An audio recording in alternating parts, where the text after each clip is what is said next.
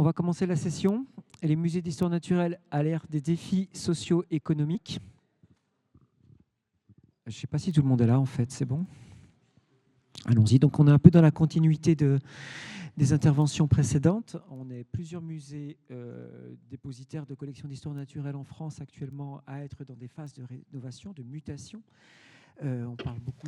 So let's move on. We're talking today about citizen participation. We're talking about museums in an era of social-economic challenge. It's a renovation wave which started in the museum in Bordeaux. We've got Rouen, I believe, who's represented here today, which is undergoing renovation.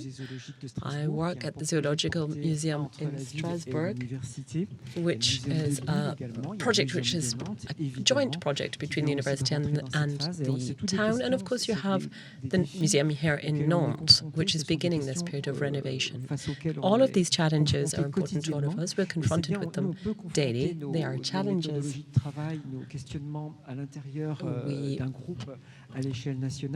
We can see the coincidence. You have a kind of a cohort of people. And the advantage then of being a Natiste is that we're able to respond to challenges at an international level. We can see that this is a wave which is encompassing the world, it's embracing the world.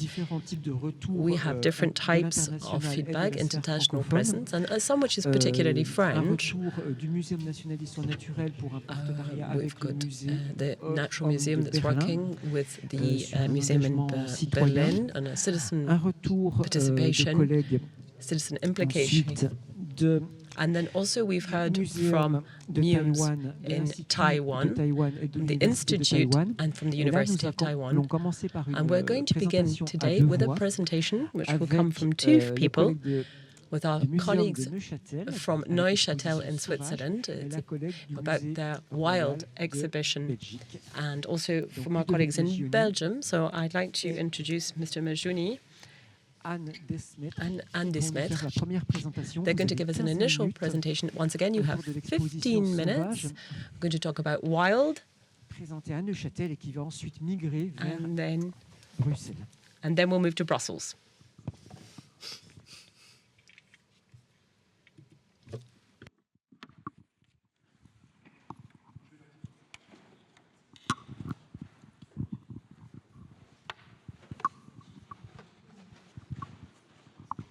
Bonjour à toutes et à tous. Merci de nous avoir permis de prendre la parole cet après-midi. J'attends que la présentation Just waiting for the presentation to come up on the screen. Il va arriver. It's coming. Okay. Rest assured.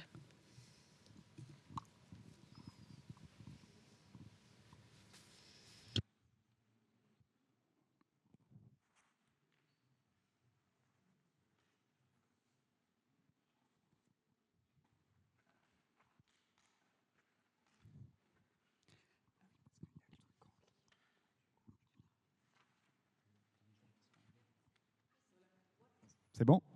OK. Donc, on va vous parler d'un projet commun qui a été développé joint project which was developed with the Natural History Museum in Brussels pour effectivement évoquer in order to evoke all the questions about which we spoke earlier, climate change, the impact and the impact of humans on the planet. In Neuchâtel, we had this project which opened in 2020 and it was presented up until 21. We realized very quickly that the young people today, and we did touch on them earlier, have a great deal of difficulty about when they think about a happy future. Utopia is dead, and we are constantly living in a state of dystopia. So we have to ask the question, how can we as cultural institutions help to rethink the relationship that we have with the environment, the relationship we have with other humans, and not just in a frightening fashion, but really considering all the relationships and relations that could be positive in the future. We've seen a great deal of exhibitions lately, quite alarmist, extinction, not many things about the climate, and we said, okay, we have to go against the trend and try and work on something that's positive, highlight positive values. looking at marvel, surprise, and reminding people that we live in a world which is full of a myriad of interesting elements.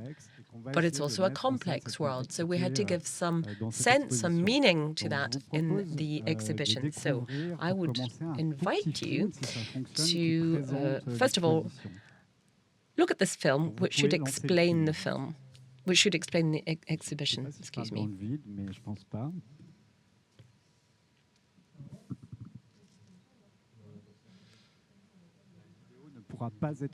Oh, unfortunately, we can't see the video. We can't share it. It's okay. It was really just a case of showing you a few images from the exhibition. I suppose set the scene. But I have some photos, don't worry. The spirit, what's the mindset then? Well, we're still working in the same vein, and that is to how we're going to work with emotions, how we're going to use the emotions of our visitors to ensure that they enjoy a real experience, which is perhaps going to allow them, it's going to trigger something in them, which will make sure that they then become more engaged, they're going to participate in us, and one way or another, working on these questions. So at the entrance to the exhibition, there was this puppet, this massive puppet, a kind of mammoth, and you can listen to 15 minutes of naturalist noise, and everybody it was actually taken in Europe, but everybody that went into it thought they were in Africa or in South Africa or South America, so very far from where it was actually filmed, and they really didn't understand the sounds surrounding them. Again, trying to be a little provocative. When we talked in Wild, what did we talk about? We talked about safaris, of course. So here we're talking about weapons. We weren't trying to kill any animals in this digital project, but we were trying to make people understand the very dangerous elements surrounding it and which animals are facing extinction. And then, of course, this setup in taxidermy. This is a huge subject in natural history museums, obviously. Does this still make any sense when we're talking about biodiversity to have all these stuffed animals? And there we worked with the public directly, and the response was that they were very satisfied happy to see these stuffed animals. They weren't frightened, they weren't disgusted. Perhaps, there are those who feel that in some areas and some discussions you might think they were, but this was absolutely not the case, so that was good. Then there was a publication. So what's publication? Well, it's the voice of non-human subjects. You had this record produced, which was a sound file, a sound record of the installation that I talked about at the very beginning, the mammoth-like creature. And the idea was to say, well, we all can share a voice, we can lend our voice to communities and people all around the world, even non-humans, and we have to find a way of doing just that, and so that we can include them into our debate. And now I will hand over to Anne. Thank you, Ludovic. You hear me well? In the Natural Science Museum in Brussels, we were going in the same reflective, we enjoyed the same thought process. We already had a permanent exhibition consecrated to biodiversity. We touch on very many questions on the crises which are pretty much engendered by man, but they're fairly limited in number, thankfully. We have a pedagogical center, we have scientific explanations, we have people who come and talk and deliver information to our decision makers as well. Now, we have temporary exhibitions, and this is the backbone of what we do, and this allows us, of course, to have a huge impact on the general public. It's important to say that even if we didn't ask questions in a very head-on fashion, we did want to know from people what their expectations were with regards to the surrounding, the problems about which we're all talking. We could have done any old exhibition. We know how to create family experiences, interactive experiences, but that wasn't the case this time. We wanted something that allowed us to really stay with natural science, but to look at things from a societal fashion, and we're not used to doing that, to be honest. In Belgium, in the keynote, you talked about the different disciplines and people that remain very much within the discipline, and well, that's really us. We remain very much within zoology. So when we saw what was happening in Switzerland, we thought, oh, that's interesting. We could look at this. We could examine this project, and that's why we decided to ask them to come to Brussels and talk to us and bring their exhibition. There is this constant questioning on behalf of the visitor, which we very much appreciated. Okay, it's nice, but it's constant, right? Throughout the exhibition, the visitor is disturbed, is constantly questioning. And that's the whole point. This is the message we want to share. We don't want to necessarily give any answers to the questions that are founded, but really to remain focused, remain questioning, and all the time looking for responses to the challenges in front of us. So this has been a very fruitful collaboration. It's wonderful to have these temporary exhibitions, and wonderful to be able to work with someone and explore the project from another country, in this case, Switzerland. And to find out what worked for them, what didn't work for them with regards to the public and their reaction. And of course, this allowed us to enrich our visitor space in Brussels. It's important to say, of course, that for us, this was important. It was an important time for us to have discussions in our own team. Obviously, there's a scientific aspect, but the whole museology aspect was not always discussed, and we weren't always in agreement. So this allowed us, has pushed us, if you like, towards having a better understanding within the team itself. I haven't pressed on the button, so I'm afraid you haven't seen any of the slides that I've been talking about. No, actually, you've just missed the initial plan. You can see this is the beginning of the museum exhibit.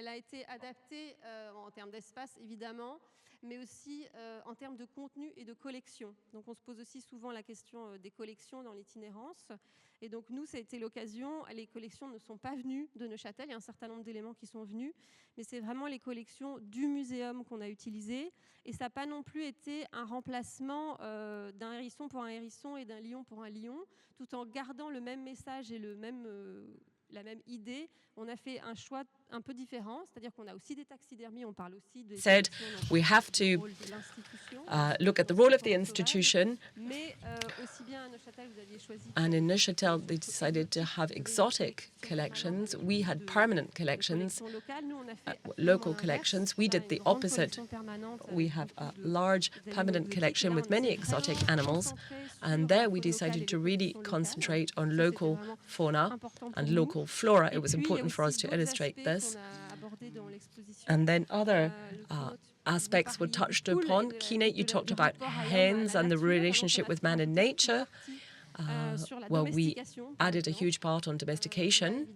Here you're beginning to see the picture taking shape. Here we're talking about the relationship with man and a domesticated animal. Because man has an influence over all of this. And lastly, in order to finish, it was the last part that we wanted to retain in an ever-questioning manner, much as they did in Neuchâtel. Set number of approaches and projects. The idea was to ask the question of the visitor to say, you know, how much space are we ready to leave to the wild? And how is that illustrated in the museum exhibit? How much time are we ready to dedicate to this? And there were cameras, hidden cameras, cameras in nature which show animals, for example, going by, fox, etc. And unlike other areas in the exhibit, when there's a video, we say to people that's 30 seconds long or it's 1 minute, don't leave, recently watch the video. Unlike that, with the hidden cameras or the trap cameras, as we call, where you can see the animals, we said to people, stay as long as you want or as little as you want. And that was the, you know, depending on the time that you want to dedicate to nature. So for us, it was the occasion, really, to take advantage of this initial stance and to continue to begin a dialogue with the public, develop the ethical spirit of the public, to give them all the information they needed. And, of course, we wanted to develop their critical spirit, critical thinking at the same time as ours. Thank you very much. Perfect, perfect, within the timing as well.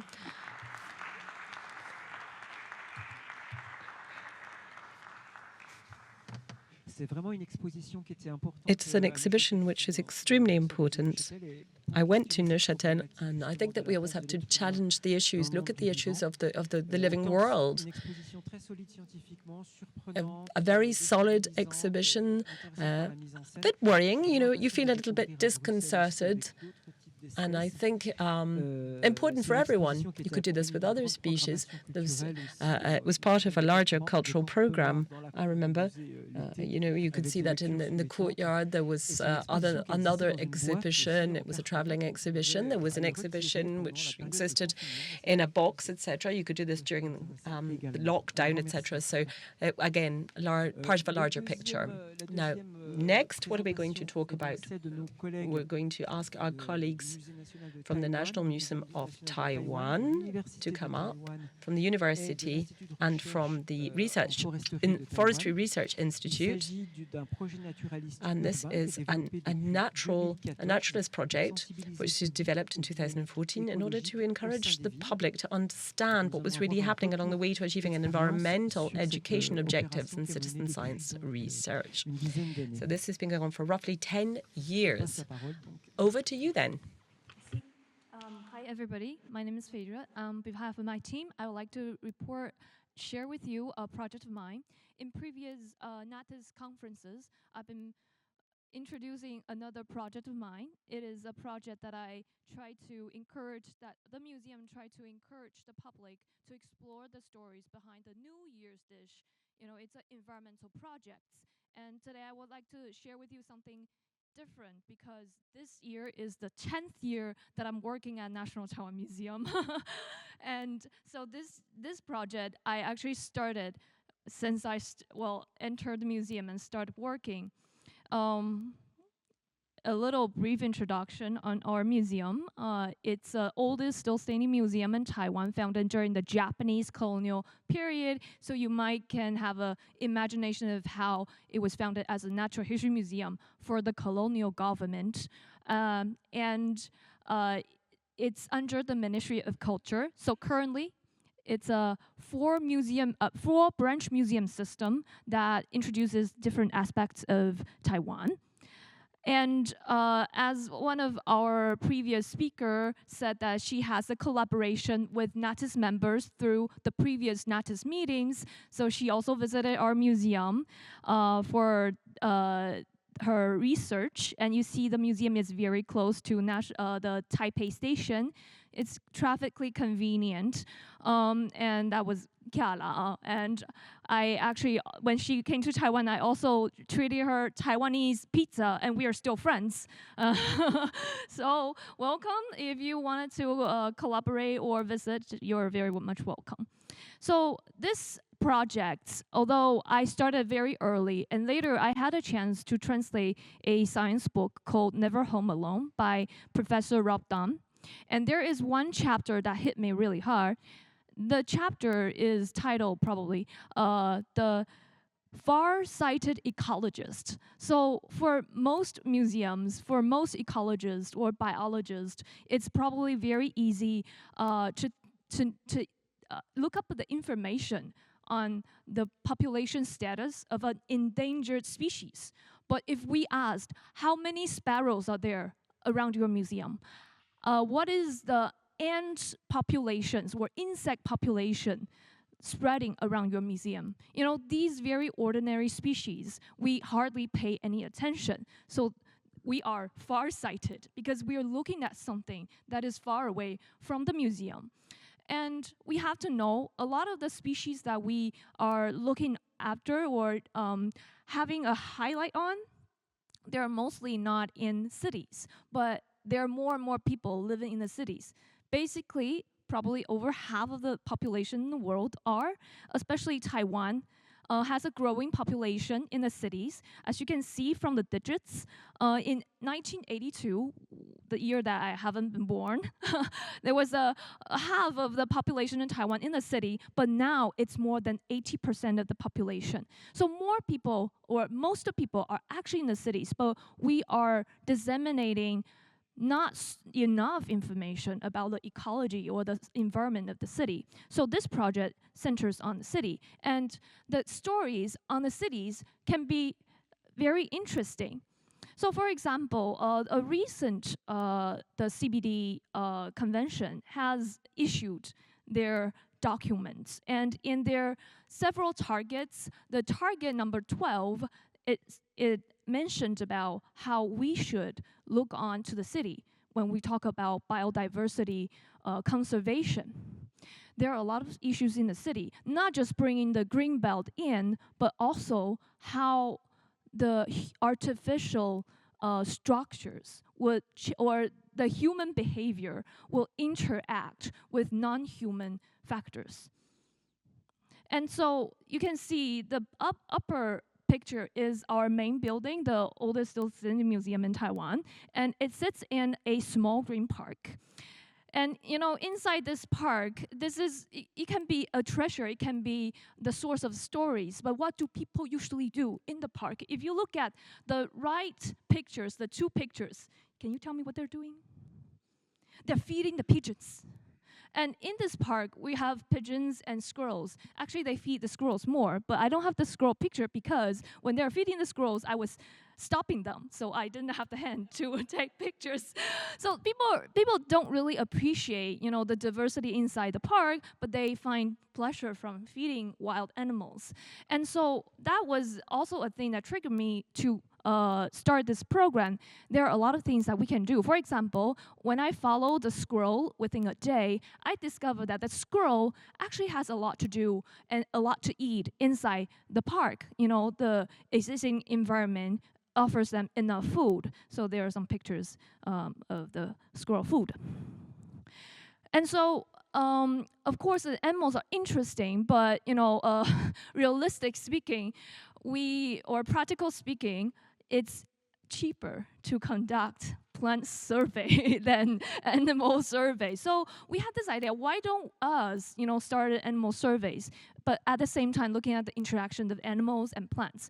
And I was also inspired by the Japanese Hana Zensen. We have Japanese other participants here. The cherry blossom fronds. So they have a hundreds of years of record of when the cherry blossom would happen.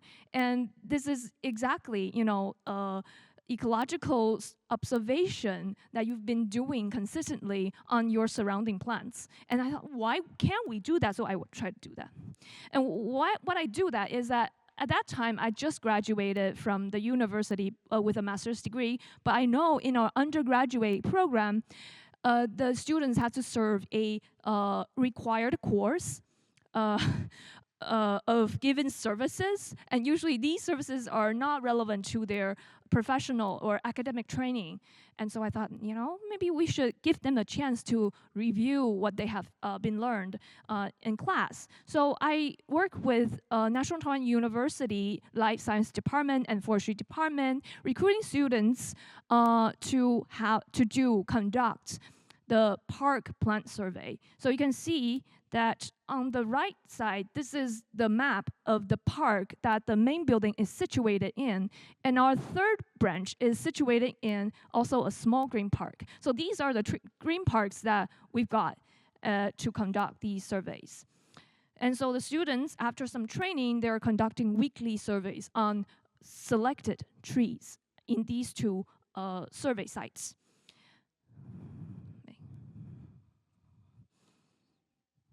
And this is a rundown of the project. Basically, you have to train them. Training them, although they all already have biological background, but for example, I'm from a zoology background. So plants may not be familiar with plants. So you have to first make sure that they still remember what they have learned in general biology about plants, you know, the different physiological states of the plants and how do you identify the different parts of plants. And then you also have to go through this phenology survey. We actually learned from the American Citizen Science project called Bud Burst. They have some resources of, you know, how to determine how many states of the phenology. And in the past, we used to record these things on papers, but in 2017, we were very lucky to have the traditional Chinese version of iNaturalist published. So by 2018, we started to use iNaturalist as our survey form. So it's very convenient, and the student doesn't have to sign up on the form. We can track remotely to see if they are actually giving surveys. But actually, the most difficult part is analysis. And so you can see this evolution that originally we initiated surveys as environmental education for people to kind of review what they learned about the environment and try to give them a chance to practice what they've learned in their surrounding area. But then we found that it could be developed into a research program, a research project, so we tried to finalize the methods. And then utilizing iNaturalist, which is really powerful and very convenient since there are some species identification functions. And eventually now we are trying to make it a workable, solid data, which is very difficult because we discovered in the past a lot of data may not be that correct because some students, they're not, for example, we also recruit high school students and they need more training. And so this year, we try to improve our data quality assessments and data control. So you can also see the number of entries of data that we can receive every semester. And you can see that since this chart is based on the iNaturalist database that we have, and you can see that when the students are using iNaturalist, this is that they will continue to be using. So students continue to observe and record with iNaturalist even after participating in the program. And some students are really enthusiastic, became an enthusiast in plant surveys. And we asked the students to provide feedback, and some of the students wrote really clear feedback, so I'm sharing just 2 pieces of the many. Like the up students over here, he's from the forestry department. So basically, the forestry department are pretty strong in plants, but they said, although I already know all these, but it is really my first time to actually apply my knowledge in the surrounding area that I live in. And the life science student over here, he said, after the program, he has a tendency of identifying the phenology of the nearby plants. So this program does receive that. And from this program, not just that we have the data and the students learn something and apply them, but also we found that high school students and undergraduate students can be a major target for us to promote urban naturalist program or urban plant programs. So we now moving our target to high school teachers, to train the high school teachers and encourage them to incorporate these things into their classes and curriculums. And this is my future work. This is very difficult, but I'm very glad that I'm working with other colleagues from outside the museum to ensure the data quality. And this will be our goal, to ensure the quality and keep this program running. Hopefully, we will produce our Hana Zensen of the park, museum park. And the second is that we hope that we can build and sustain the connections of the museum with high schools and utilize the above results, the results from the urban plant phenology survey in the training of teachers. Because a lot of teachers, you have to know that most people in Taiwan live in the cities, and so are the students and the teachers. It's actually difficult for the teachers to take their students to what they would think of as weirdness.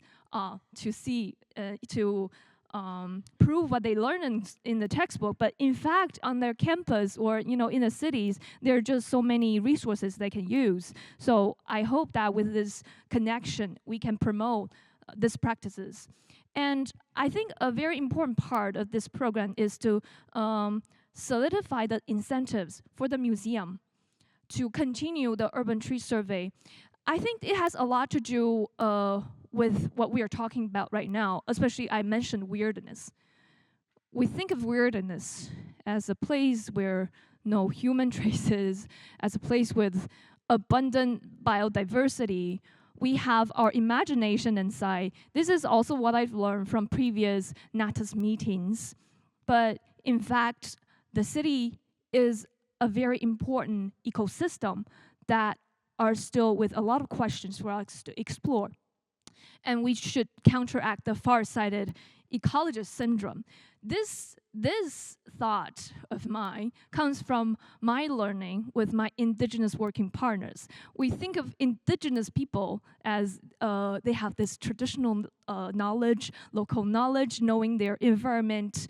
But one of my indigenous friends told me she doesn't want to be Austronesian. She wants to be indigenous, meaning that she doesn't want to be recognized just because of her race or blood or ethnicity. She wants to be recognized as indigenous because she knows about her environment and she knows how to interact with her environment because of these connections and knowledge. And I think this can also apply to non-indigenous or non-Austronesian peoples, like the city people here. And so another thing has a lot to do with my work, working as a member in the working group of decolonization under ICOM, is that, of course, it's very important for the museums to decolonize its collection, to identify what are the collections that may have this just issues and return and interpretation, co-interpretation. But I think another path that we should also emphasize is to produce intrinsic content, original content, that something belongs to the museum, instead of going out and try to interpret something that is far away.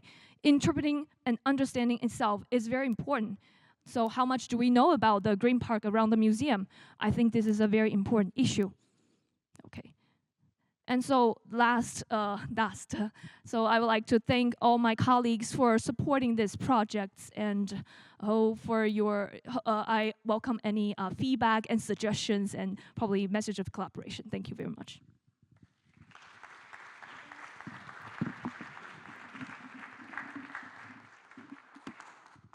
Merci pour cette présentation très complète. Well, thank you very much for this very, very interesting presentation, Phaedra. Indeed, museums need to play a role in reinforcing our data collection approaches.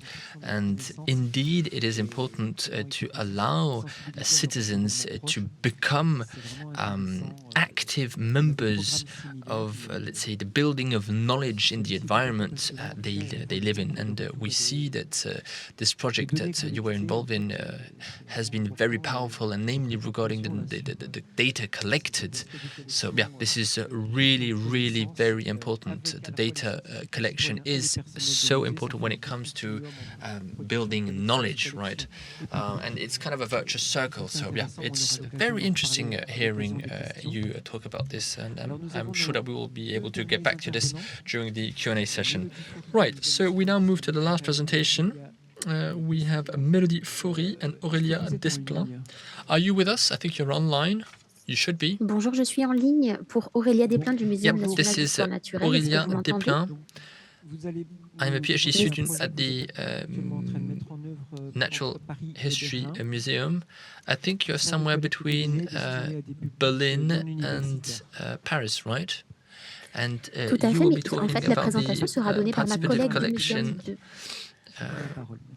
Okay, you have the floor. Merci beaucoup. En fait, la présentation sera donnée par ma collègue du Muséum de Berlin, Elisabeth qui doit être sur la session mais en anglais.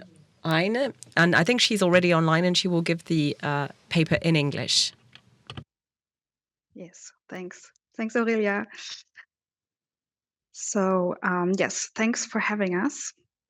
And As the fantastic presentations of the previous speakers have already shown, natural history museums play a crucial role for transdisciplinary knowledge production in the Anthropocene.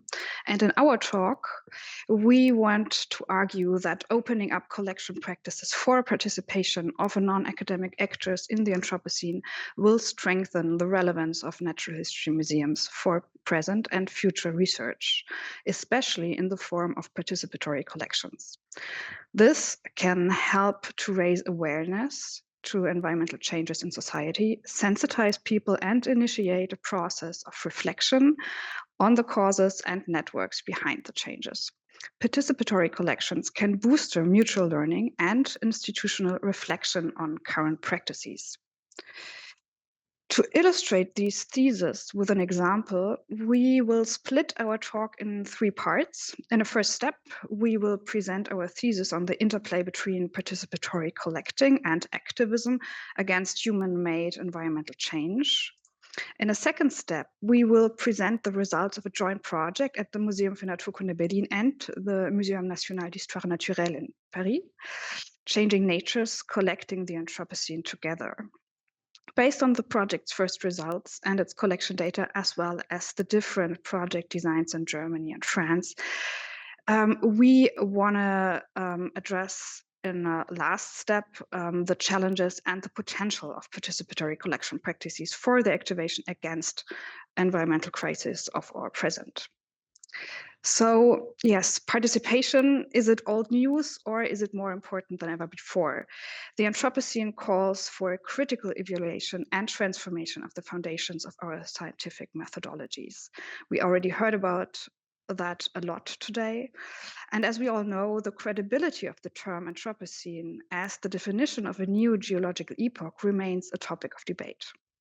Regardless of that, as Nicolas Kramer this morning already pointed out, the devastating impact of unsustainable human activity on the Earth's ecosystem is evident through a myriad of phenomena, including loss of biodiversity, climate change, resource scarcity, pandemics, and their social repercussions. But in order to take action, extensive human activities and practices, also in research and in politics, need a reformation, not only to develop and implement more sustainable ways to use natural resources, but also to confront the asynchronous and this is very important, globally unequal impact of ecological changes. We therefore advocate for a comprehensive and more profound understanding of human environment relationships, which should include knowledge of past and potential interconnections, dependencies, and conflicts among human, technological, and natural spheres, locally and globally. Against this backdrop, we assert that explanations of the causes and solutions of human-made environmental crises cannot be reduced to a monolithic narrative. Instead, the Anthropocene assumes various forms and tells distinct stories to its many contemporaries, depending on their vantage point.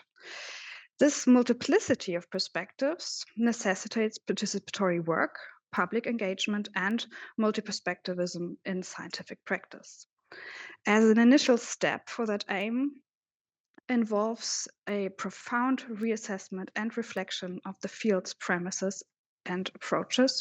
We think that conducting multi-perspectival knowledge experiments is pivotal to promoting the transformation of science, politics, and society.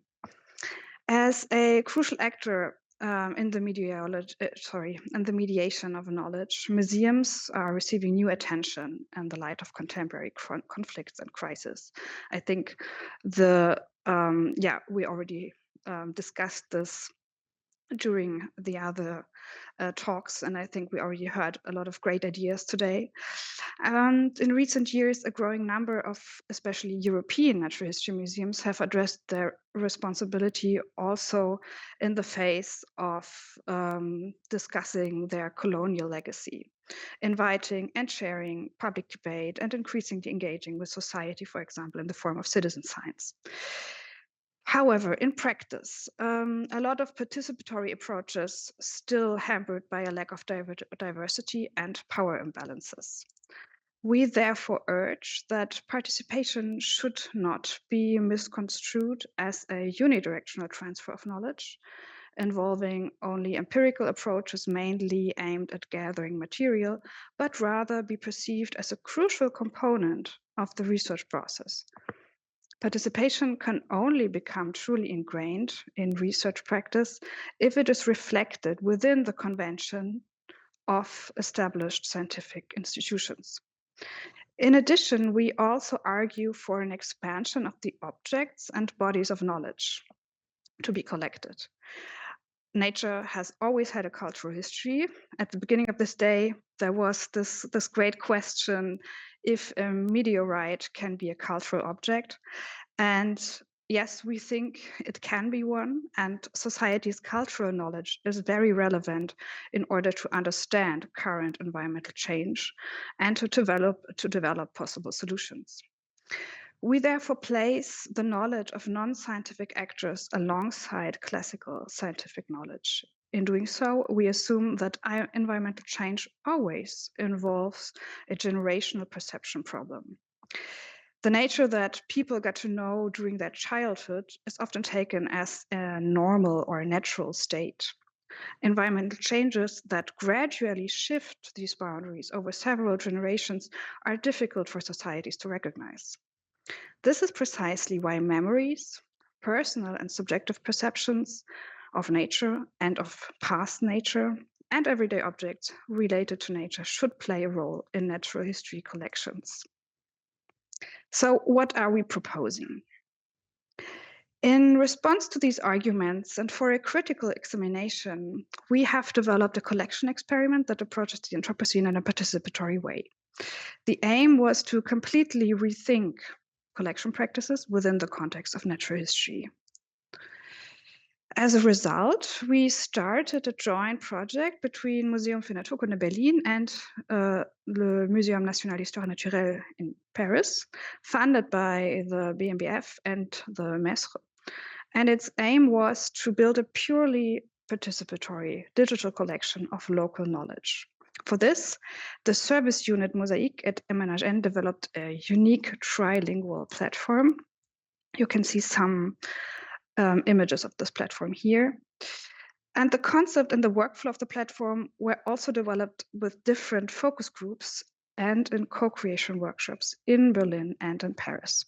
Changing Natures invites the public to contribute objects, documents, and personal stories to a digital collection that explores unfolding processes of environmental transformation. By engaging with individuals, groups of people, initiatives, or cultural organizations, we seek to integrate the intimate, local, and cultural knowledge related to human influence on nature into contemporary natural history collections. For this, we are asking what things from the past tell stories about the changing nature. And how can we integrate cultural, natural knowledge, emotions, and multiple perspectives for a better understanding, new images, new perceptions, or of the complex challenges of the present? And how can we invite the public to become collectors and curators themselves? Participants are now encouraged to contribute their own objects, stories, or comments, but also data enrichment and linking between the objects and stories of others. This enables a growing online community to experience the entangled, decentralized network of humans and nature in the Anthropocene. And until today, we have about 300 objects and stories that have been contributed, and contributors inserted over 1,600 keywords connecting the contributions. After the pilot phase of the project that ended last year, we are now able to isolate various object clusters. There are numerous objects that document, and you can see some of them here, that document the traces of past natural states. And these traces are often shown using before and after pictures. This is just one example.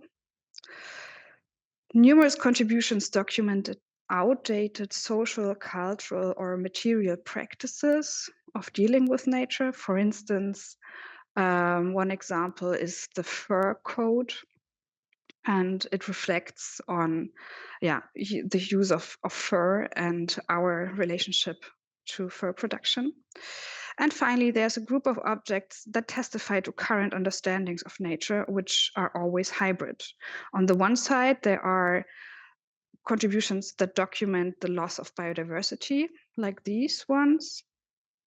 But on the other hand, there are also objects testifying artificial nature, and new objects telling us something about nature, like this artificial winter lemon, as you can see here. And this is also the way the objects are displayed in the digital platform or in the digital collection. You can see the image, the metadata connected to the object, and its story and origin.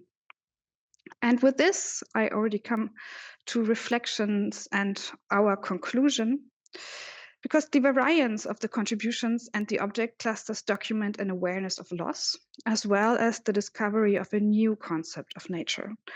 On an emotional level, the results also testify to a great ambivalence. The contributors are telling us something about feelings ranging from despair, sadness, nostalgia, to hope and joy. And it is this ambivalence for us, as well as the insight into a hybridity between crisis and hope, nature and culture, imaginations of loss or those of technological control, that characterizes contemporary experiences of nature. The collection provides unique insight into the way we tell ourselves the stories of environmental crisis and the emotional constellations that come with it. And it offers a rich source for scientific, but above all for political strategies. At least we think that it offers this, because political strategies require knowledge of these basic social emotional attitudes and personal memories in order to shape efficient transformation processes. In this respect, the first project phase demonstrated the great potential of participatory collecting, but it also showed that a comprehensive form of activation is necessary to reach different target groups. And it has also shown that participatory projects, especially those dealing with sensitive knowledge, storytelling, memory techniques, must constantly reflect on the exclusions it produces and can only be successful by reflecting on its own practices.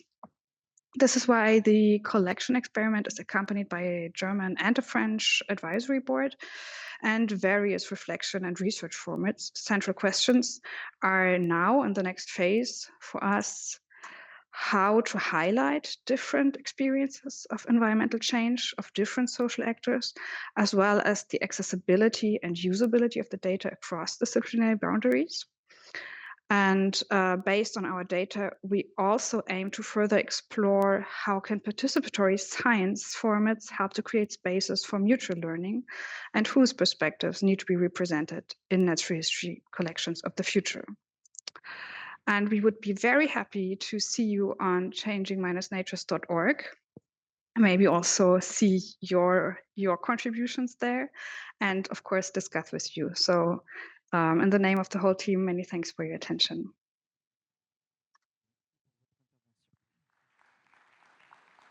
Thank you. Thank you for all the presentations. It's extremely interesting. You can see what's happening around the different museums, depending on the subjects, and then also depending on the type of museum in question, all the time linked to this narrative surrounding climate change. And I think the example of Berlin and Paris was an extremely important example for doing just that. Now, are there any questions at this juncture?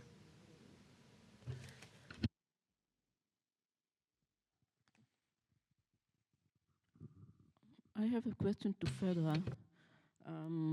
You were collecting the observations, yes? Did you had some conclusions about like changes going through the urban surroundings, or I mean, it's one phase is to collect information, but did you have a second phase about doing something with this? Okay, to answer the question, Yes.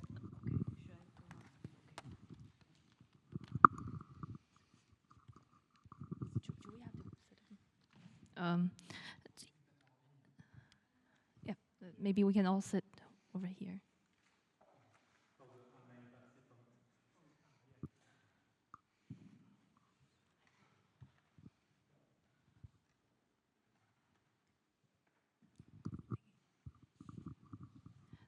To answer Doris' question, yes, that's the major, probably ultimate goal for a phenology survey, to see the changes of the ecological state of plants throughout the time. And it certainly, prospectively, it will tell us, for example, the impact of climate change. But however, this kind of plant phenology survey, we need long records, probably over 10 years.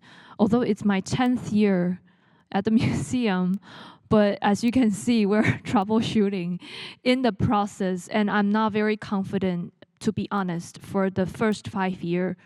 Even for the last 5, like the closest 5 years, probably there are certain individuals that we can have interesting analysis, but now we are doing that because we have to first make sure that we can be confident of the survey, because they are done by the students, although they with a biological background. But phenology investigation is actually pretty professional, because I think I just opened up the iNaturalist. For example, when we talk about the blossom, the students, they have to both determine the number of blossom and also the percentage of a blossom in the canopy, something like that. And it's not just blossom, there are several different states, like foliation, or sort of thing like that. But there are interesting things inside the park, according to the observation. For example, in the park, we have one conservative or protected species that used to grow in the high mountains. But the reason why it is there is probably because some rich people grow it in their garden and it is illegal. So it's relocated to the park. And then that is a fir, and it never grows blossom. They have the plants in the trees in the park have very, very different phenology, variation if you compare them with those in the mountains in where they're like endemic in Taiwan, even within Taiwan. So I think that could be something that we can compare. That could be faster probably instead of just 10 years within the, thank you. Merci. Il y a d'autres questions dans la salle? Thank you very much. Any other questions? Thank you very much. I have a question for Ludovic MAGGIONI, because I noticed in your talk that you showed a picture of the permanent exhibition that reminded me to a white cube in an art museum. So the artificial nature of nature in Natural History Museum was highlighted by the scenography, the specific scenography. I would like to hear more about the idea behind the scenography. Could you tell us a little bit more? Because it's still quite unusual to do it in this way and not to try to imitate nature in the Natural History Museum. It works, yeah. So try to do it in English. For the scenography, the approach we are is that we try to have some narrative scenography. So the idea is, the example I take all the time is like when you look at the movie, the famous movie, The Titanic. There's two ways of looking this movie. There's the way you stay on out of the boat and you see what happened, or you go in the boat and you live what happened in the boat. And what we try to do is to bring people inside the boat all the time, by different things, different artifice, and try to build some narrative story that emerge the people inside the content of the exhibition. It's why in this room everything is quite white, sorry, and maybe you have seen on the picture. There's also a kind of tree. So there's a kind of tree who grew up from the ground of the museum. This one to show also that we can do everything, but nature is strongest than human. And to take your museum like that, it's a very, very hard job every day. so it's also a lot of things that we can don't say with text, but yeah, the scenography is a way of making public understand things without words, but just with emotion. And we are convinced that when you live an emotion, when you live a travel, you are more impact. And at the end, we don't have to discuss something if you can be convinced by something. And if you are convinced, we don't have to give people place to find information. They know how to find information to do. But we have to convince them that they are able to do that and that they can decide things for the planet. It's the idea. Merci. D'autres questions dans la salle? Any other questions? Thank you for your insightful presentations. And this question is for presenters that I think it's very important to let the public engage in the museum action. And I wonder at the very beginning, how do you, at the beginning of designing such participatory project, how do you decide who would be your target group? And following up, how do you incentivize them into joining this project? And then finally, how do you evaluate the outcome or effectiveness of your project? Thank you. La question était pour Ludovic ou? I guess the question is for Ludovic. Notre collègue de Bruxelles peut-être? Or to a colleague from Brussels, I don't know, perhaps. Yeah. Okay, so I can begin. So it's a quite complex and interesting question. For the target, I think we don't have target.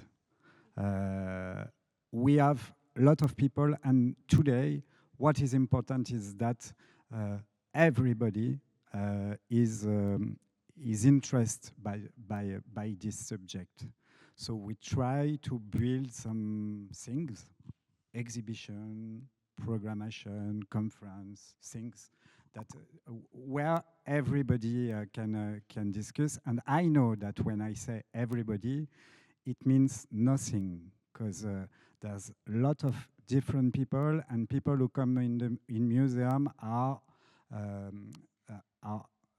really sometimes very convinced by the museum. So we really have to find a way to bring so many people, so many different people. So what is important for us today is that the museum is a real social place, a real, because there's not so many social place in the world today. There's a lot of social media, but not so many places. And our role today is to be this place where all the community can find a place. Also, the communities against what we are promoting. Everybody has this place in the physical world, and we can create together exhibition, cultural activities, etc. First, it's a bit different. We have target publics. Especially because in Brussels we have a huge dinosaur gallery, and it attracts a lot of family with lots of kids, which we are very happy about. So when we're doing exhibition and temporary exhibition, we are making sure that we are very careful about our target public. And for example, in an exhibition like Sauvage, which is a bit more complex subject than what we used to do, in the a bit more conceptual, we make sure that we can create some dialogues in between the families with the kids, and that the parents can help the kids to grasp the content. And for example, for Sauvage, we rewrote some of the text, we rewrote some of the text, we reworked some of the text to make sure that our public in Brussels will be able to access the content. And it's definitely family still oriented, and it's quite important for us because it's quite a complex topic, and it's very important that it can be explained as well in a family unit. And for the other part of your question on how do we figure out if it works towards the public, we observe a lot the public during the exhibition, and we do the visitor studies, and we discuss with them. That's still the best way to figure out if what we were aiming at reach our public. Oh, thank you. I have shared of this project, but I think usually in our case, we usually trace back from the action that we hope to inspire or ignite from the audience. And from that action, we then think about what kind of audience would more likely to take these actions or to absorb the information needed for these actions. But this is just the first round. The other round is that you implement the projects, the activities, and then you observe and also like surveys inside these activities to see whether your design is okay. If it is not, then you have to probably adjust in your second round.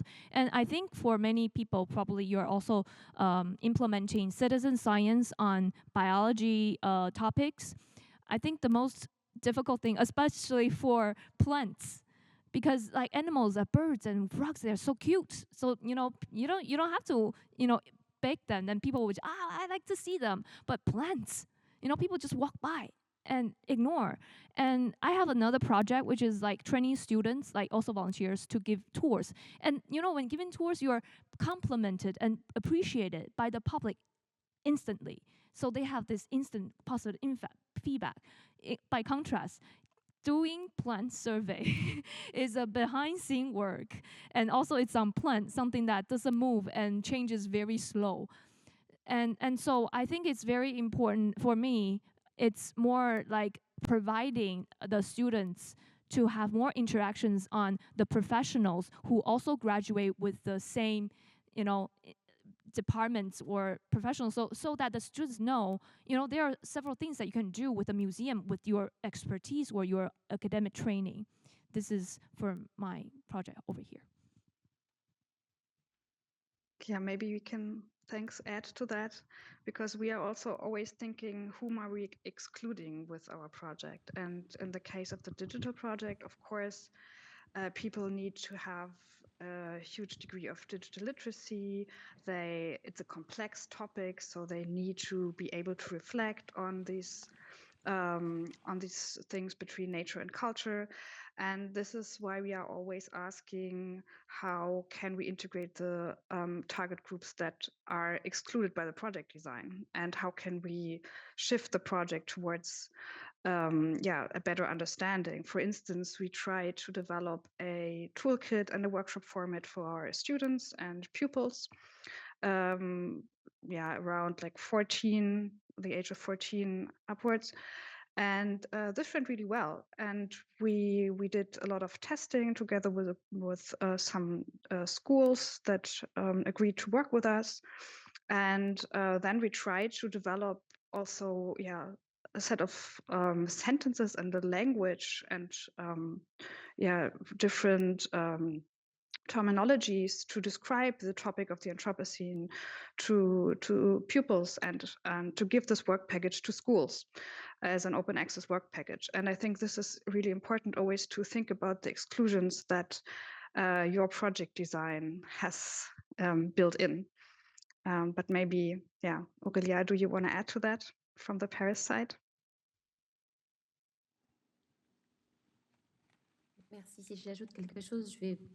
Yeah, perhaps I will switch to French. Is that possible? Can I do so? Yeah? Yes, please do go ahead. Right. I believe the question is really interesting. Thank you very much. I very much agree with what Elisabeth said, and I also agree with our colleague from Brussels. I would say that,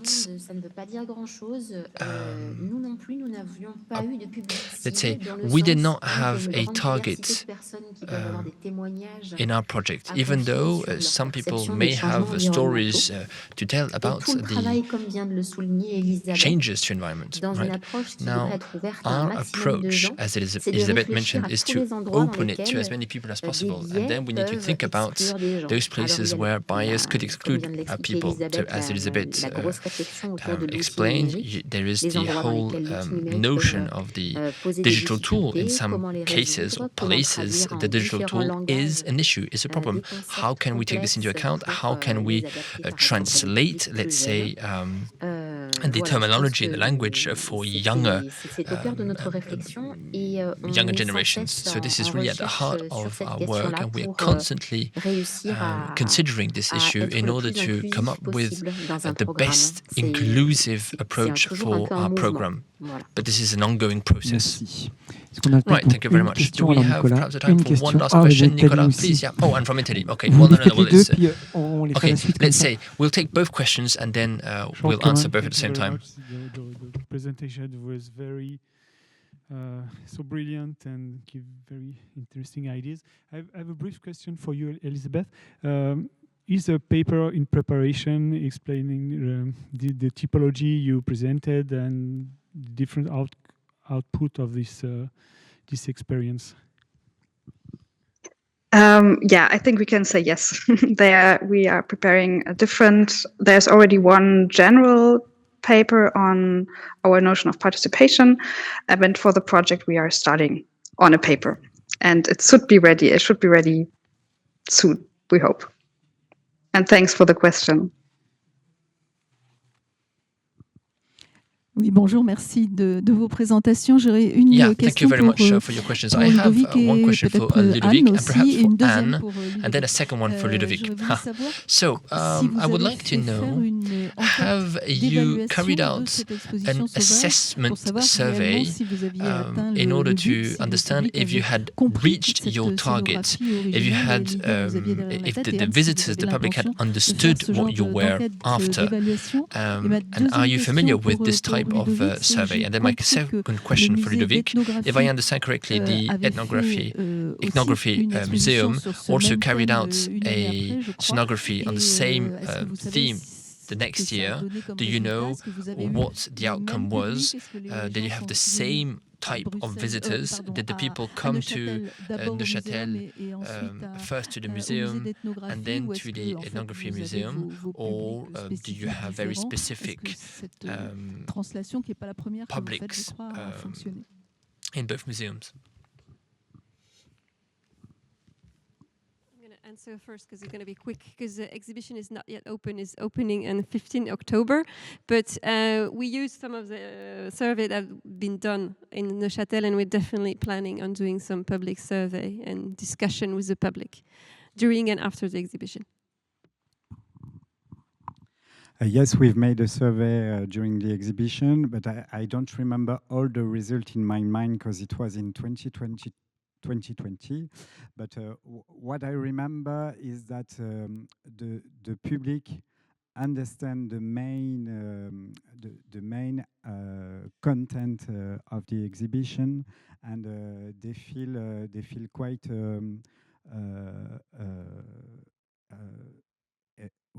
they feel a lot of emotion during this exhibition. It was the thing the most important, and it was also what I said with the taxidermy. They don't find the taxidermy disgusting or something like that. They feel that it's really important in the museum to present this taxidermy, because all the taxidermy you see in the picture that we've seen before were not restored. So it was a very old one from 19th century, and yeah, they don't feel that it was a problem. For the experience with the men, yeah, the idea at the beginning, the idea of this project was to make this exhibition at the same moment in the Natural History Museum and in the Ethnographic Museum, but it was the COVID time, so there was a lot of problem with that. So the exhibition opened after in the men, and I don't know, the men don't make a survey, so I don't know if the public that come in the museum went in the men, but it was really interesting to see the different point of view on this topic with a natural history museum and an ethnographic museum. And I think it's very interesting, and I'm really happy that we can collaborate with Anne, because one of the issues for the museum is also the cultural approach. We discussed of that this afternoon, but we are all different, and we can create messages totally differently, and it's very nice when you work with another museum that they don't reply exactly the exhibition you produce. They remove it. Because they don't really understand everything, they recreate things, and it's very, very interesting. And I think it's for this cultural point, and also for durability, it's quite interesting to work this way, and not to just build a big exhibition that are touring around the world, but are the same. I don't know, what do you think, Anne? We do both. We do big exhibition touring around the world because it's a way to show our collection as well. But I think it's nice.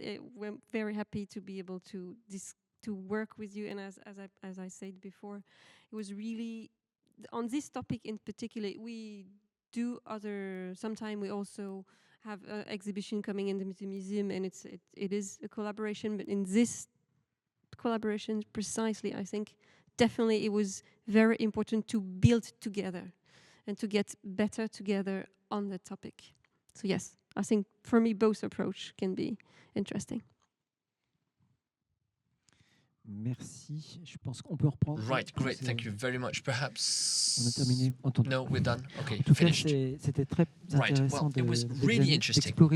Really interesting to be able to go into these social challenges together with you, taking into account the Anthropocene evolution, and I'm sure that this will lead to a roundtable on the topic and the role that we play for the future. These are, in any case, discussions that keep the whole of our community motivated, and I'm sure that you would have much to say on this. Anyway, once again, thank you very much for your presentations. Thank you very much for your answers. Thank you very much for the interaction. Round of applause, well deserved.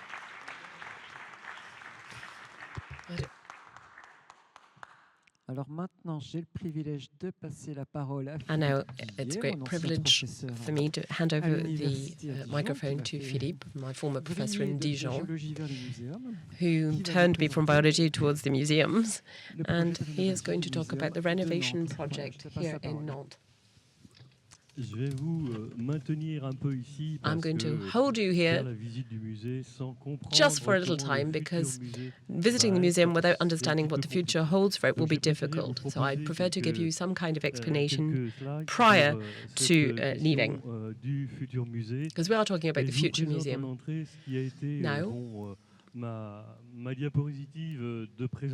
this is my initial slide when I talk to decision makers. We're talking about what the museum will look like in 2028.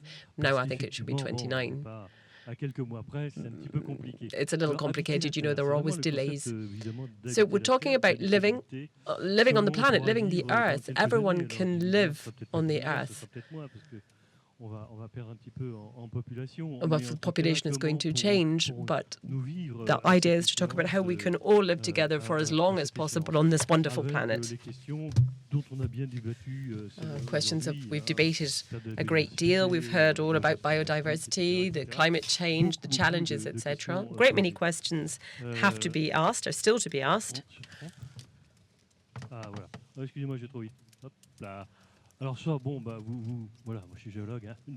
Okay, I'm a geologist, so I couldn't resist the temptation to put this slide in to really show you where Nantes is. You can see there's a great deal of this northern district rock around here. It's primary. It's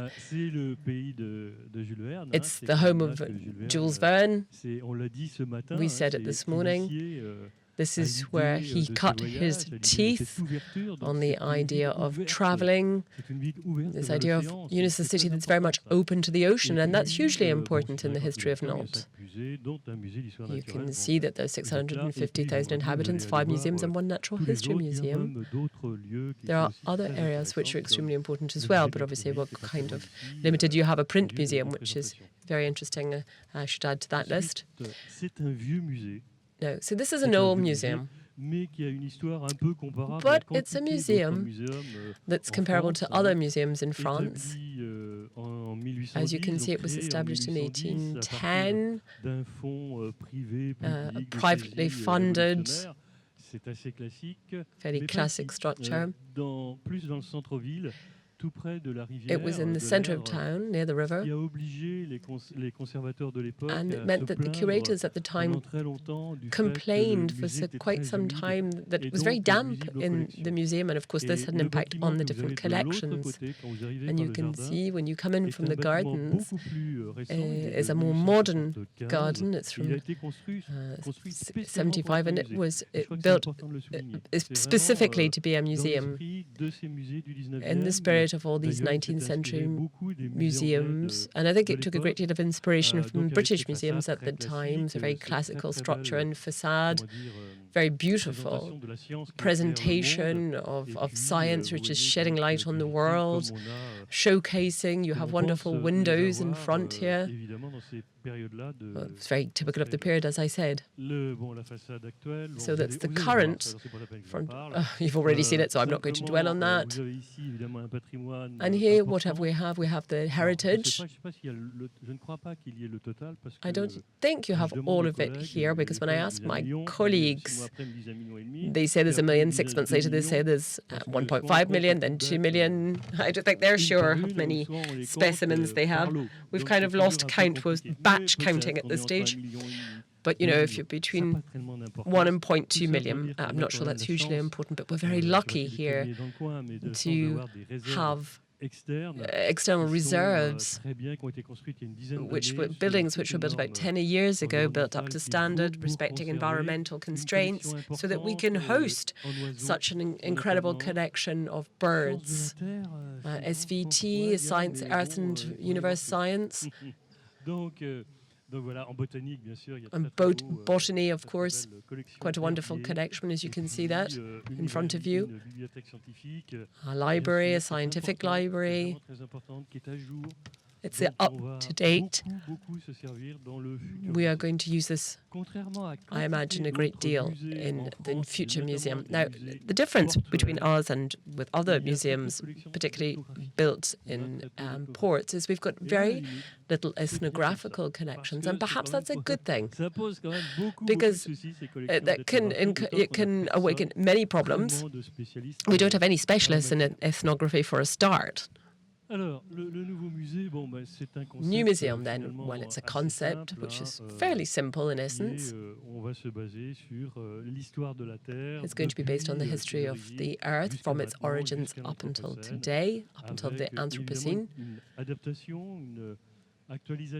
We'll be updating the content, even if some work has already been done. We carried out some work in 2000 and 2010, but we have to update some other elements. This will be updating the discourse so it's in line with the development of science, museography. It's going to use all the different techniques which are open to us today. We're going to expand the galleries, make sure that there's more public space, and particularly we want to, when we go to visit, it's not going to be, we don't want to do this in any arbitrary fashion. We'd like to increase the number of visitors that are coming. 200,000 visitors for a very small space, so this museum is saturated. We need a bigger space to welcome more visitors, obviously. And not just for that. We have to have a disciplinary juxtaposition. So this is what we call a committed museum. You hear this word a lot. And committed, it's recurrent. It's going to make sure that the visitor is engaged, involved in the transition. It's going to be a museum that, as is written in front of you, reflects society's questions about science. We're going to have a scientific agora, a third space, where we're going to be able to exchange, have meetings, talk about important questions. And that's really the luck we have to have a scientific library which is up to date. It's quite wonderful. There will be a mediathèque. We're going to put it together, and this is going to make sure we reach as many people as possible and have as much of an opening to this science and to this knowledge base as possible. We have to make sure, of course, it's a sustainable museum that understands ecological transition.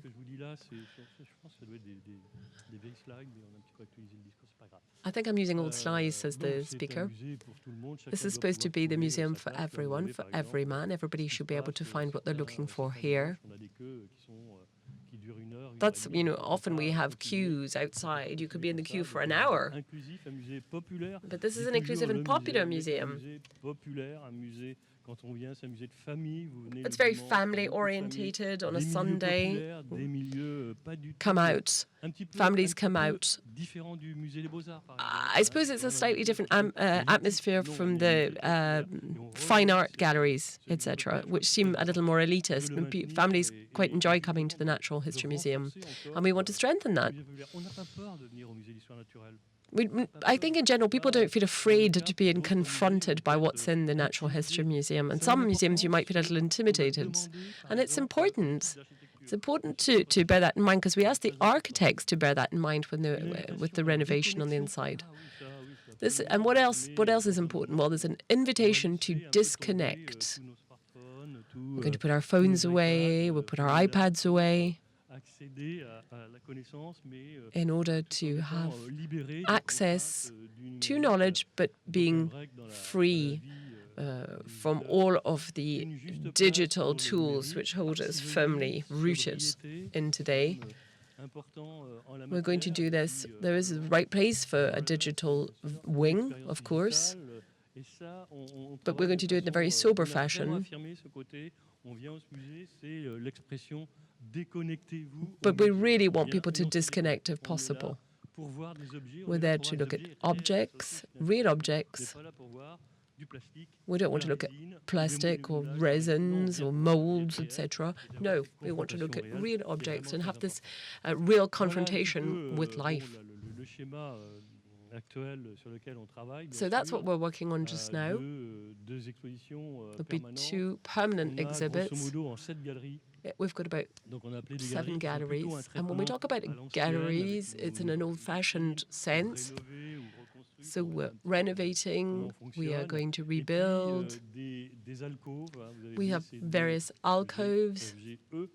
If you look at E, for example, these are much more contemporary areas where you're going to talk about climate, and it's going to be explained in detail. The crises, former crises, current crises, anything linked to the ecosystem, living beings, rethinking evolution. We're not going to talk about Darwin. I'm sick of talking about Darwin in a museum. I'm sorry to say it, but there's some very false ideas and the experience of visitors when they refer to 19th century, we can see that they've misunderstood the many misconceptions. And we understand today, we understand evolution better. Now, don't get me wrong, we're going to have a science, we're going to have a science wing. Well, of course, we're going to talk about Darwin, but we can't just stay talking about Darwin all the time. We have to move on because visitors have. Darwin, great, but we're not going to talk about him. So, we talk about shaping the universe. We have to talk about time in the long term, and offset that against these current phenomena, which often are ephemeral.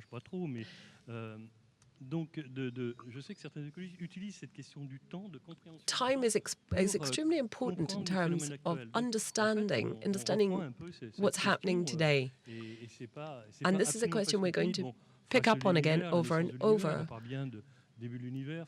We talk about, you look at the time at the top when you talk about the billions of years, the universe, the shaping of the universe, what we looked at the very beginning, different milieu, what's happened, how did the world come to be what it is today. Ecosystems have been put in place, stabilized, even if some other ones are developing and some are becoming extinct. So there's a botanical gallery and a gallery for mushrooms, which are neither plant nor animal. So we'll have a central space where we can talk about current questions using the knowledge gleaned from the other alcoves and galleries and developing discourse. And you can go backwards and forwards if you need to get more information, but this will be a debate space, if you like. There was a call for projects for the architects. There were 80-odd candidates, and we have retained a Paris-based agency who worked on the Hôtel de la Marine in Paris, which is really very beautiful. It's up on the top line there. So Moitié Rivière, they're going to do it for us. You can see all the examples of what they've already done. They've worked on a great deal of, as you can see, they've really respected the cultural heritage of the buildings.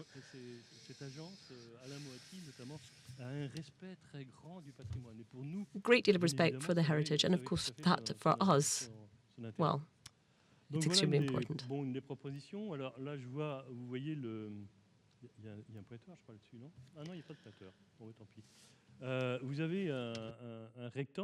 Oh no, there's no pointer, I'm afraid, but up at the top you can see there's a rectangle saying we're not getting bigger, we're not making the building any bigger, we're just staying in the building. But you're going to see the difference, we'll explain it to you, you'll see that the corridors are going to change, the levels are going to change. We're really just getting rid of everything inside the building, but the building itself will remain the same size, intact. Will remain within this. That was one of the constraints, actually, for the architects, because they have to respect the really museum spirit which prevails. We maintain this museum idea, a museum that was built in the 19th century. We're going to maintain, of course, the front of the building, which is very beautiful, I'm sure you'd agree. We're making it bigger, we're making it more beautiful, but on the roadside, we're not really doing anything, we're not touching anything. But there will be a kind of a glass screen at the top, which is in the planning. Now, there, we're here. Perhaps you can recognize little inscriptions. Look at the dome above you. Here, we find the natural light coming in. And this daylight was the light that would have existed at the very beginning, you know, when the building was first in use, because this was where you changed, where the money was dealt with. It was the money exchange, the financial exchange, so they needed daylight to be able to see what they were doing. It's going to be the welcome zone. Everything you're seeing is subject to change. You know, you look at the welcome desk, it might not exactly be like that. I don't think it's particularly adapted, actually, to people who have reduced mobility issues. You have a little dinosaur in the middle. We have to maintain our history. I'm not sure it's going to be a T-Rex. No, so we don't want something from the terminal period because we were actually talking about the Jurassic period, so I'm not sure we'll have a T-Rex. But anyway, what's important is, the architect highlighted this as well, is that when you're in the street, just outside the building, you're going to be able to, you're going to have a view into the museum from the other side of the garden. So the idea is to have a kind of central alley, a central road.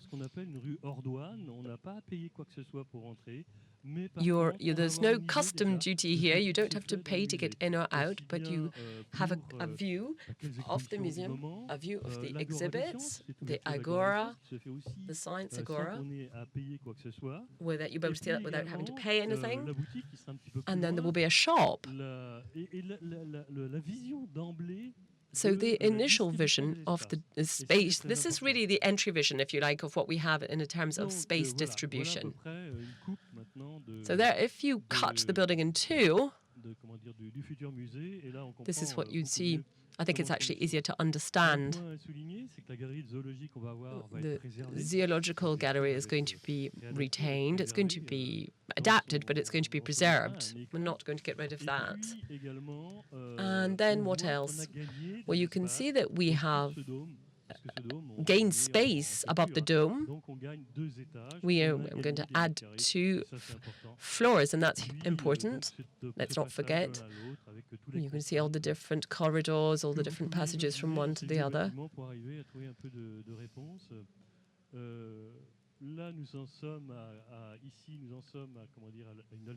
Here there's one of the alcoves about which I spoke.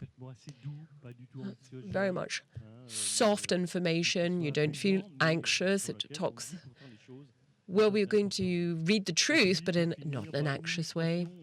And finally, here's an illustration of the different means, different exhibits.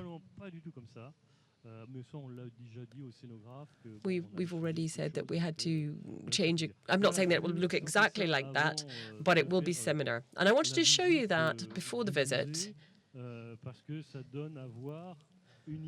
because you can keep that image in your head, and it gives you and you'll be able to think about it as you go through the museum.